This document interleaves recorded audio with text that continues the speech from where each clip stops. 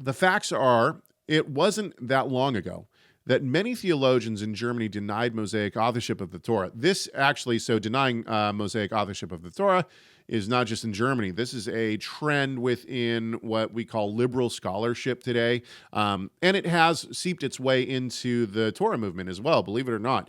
And on this one, I definitely will not name names, but there are some teachers within the Hebrew roots and the Torah movement that reject Mosaic authorship of the Torah, and they've globbed on to what's it called, the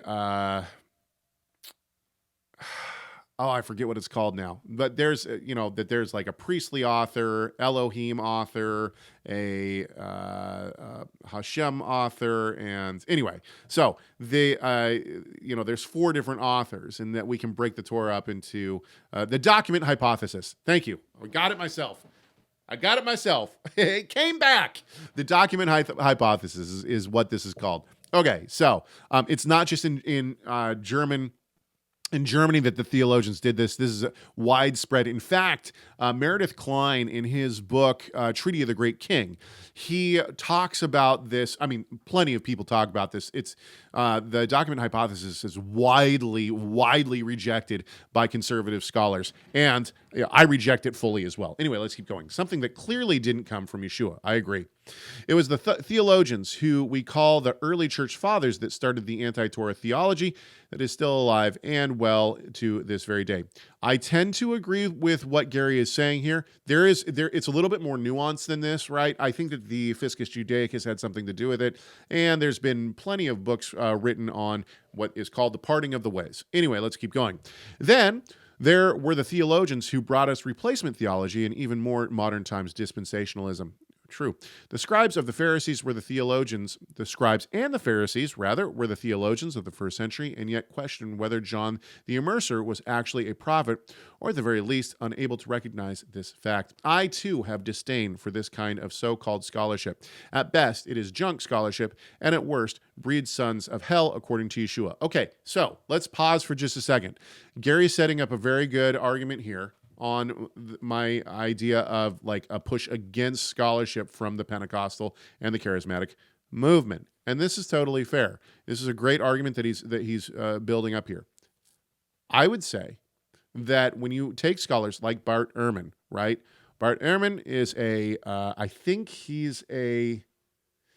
don't want to misrepresent him here.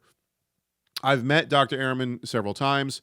I think that he would call himself an atheist and not an agnostic. Somebody can correct me on that. I know his wife is a believer, but I think that he is an atheist. So he is a scholar that does not believe in the authenticity of the Bible in terms of what it represents. Now, Dr. Ehrman has also done some great work in the, let's be honest here. Dr. Ehrman is a great Greek scholar, number one. Also, he has defended the historicity of Yeshua himself, but I would say that he has really done exactly what Gary says here, which is he has bred sons of hell, right? He's brought people away from the scriptures. However, let me just say this. Even though I completely disagree with such kind of scholarship in terms of I don't believe that it's true, and I think that it's not fair, and I don't think it's looking at all the evidence, and obviously the truth is that it's not spirit-filled. Bart Ehrman is a person who has looked at the evidence from a worldly perspective, right? From a spirit of the world, as Paul would say in 1 Corinthians, right? He has not looked at it from a filling of the Holy Spirit. It's the wisdom of the world that he's looked at these texts. And so what that does is it makes it so that it's not going to see Yeshua, it's not going to see the truth. He can look at the text from the original Greek.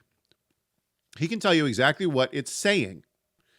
It says here that Jesus is the Messiah. It says here that Jesus, if you believe in Jesus, that he died for your sins, you'll be saved. But Bart Ehrman just doesn't believe it. Okay. I think that in some ways, this kind of scholarship is also important. It gives us the ability to show where the wisdom of the world is going to show you what the Bible says. But only those who have the wisdom of God, 1 Corinthians 2, is going to be able to see what the truth is through the Spirit. So, even though I disagree with this kind of scholarship, I still think that it's okay. We need to be able to interact with it. Let's keep going.